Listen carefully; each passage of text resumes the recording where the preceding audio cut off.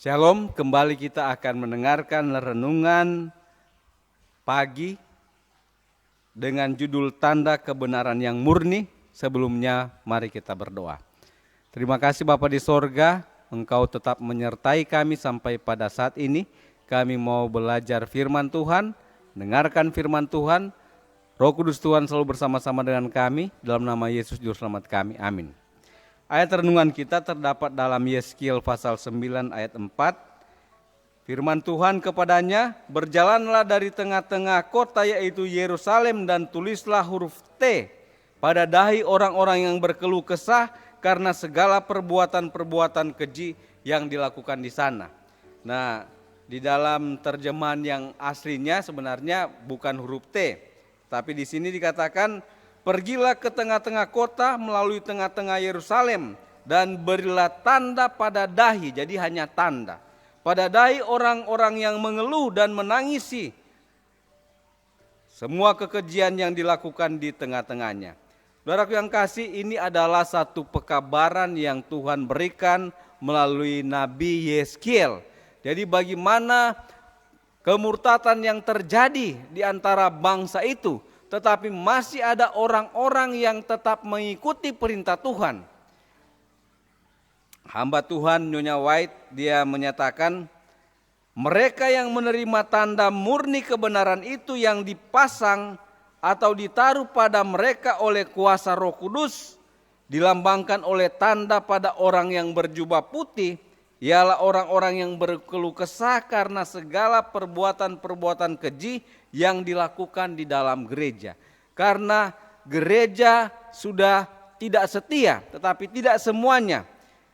Golongan yang tidak bersedih atas kemerosotan rohani mereka sendiri atau berkabung atas dosa orang lain akan ditinggalkan tanpa meterai. Jadi kita harus berdoa, menyatakan atau mengakui dosa-dosa kita baik secara pribadi kepada Tuhan maupun secara jemaat.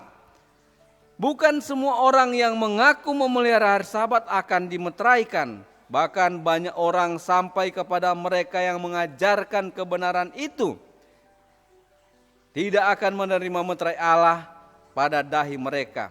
Mereka memiliki terang kebenaran, mengetahui kehendak Tuhan mereka, mereka mengerti setiap tujuan iman kita, tetapi mereka tidak bekerja dengan sesuai. Saudaraku yang kasih, gambaran ke-10 anak darah itu adalah menggambarkan ada dua golongan di dalam umat Tuhan, yaitu mereka yang hanya memiliki pelita tetapi tidak ada Roh Kudus. Akhirnya mereka tidak dimeteraikan. Saudaraku yang kasih, tidak ada satupun di antara kita yang akan menerima meterai Allah apabila didapati celah atau noda di dalam tabiat kita.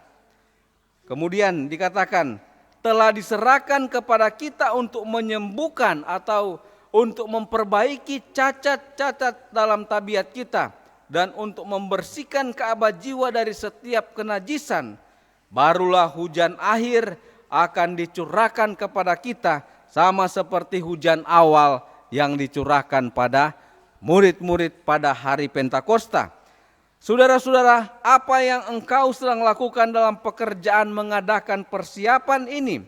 Mereka yang bersatu dengan dunia sedang menerima pembentukan duniawi dan bersedia menerima tanda binatang. Jadi akan ada tanda binatang. Tanda binatang yaitu pemeliharaan hari Minggu, tetapi belum ada seorang yang menerima tanda binatang.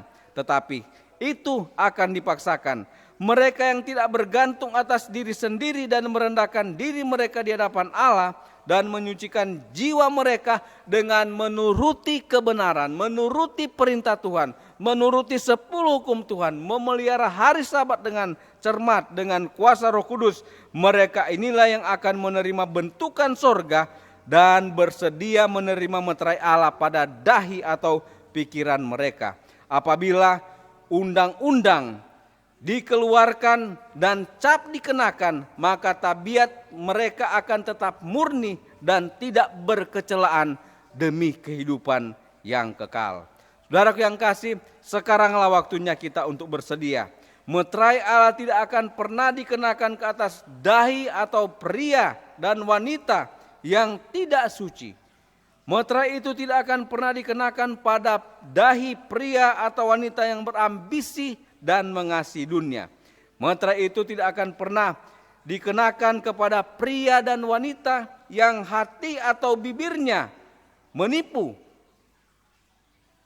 Semua yang menerima meterai itu harus tidak bercelah di hadapan Allah sebagai calon-calon sorga.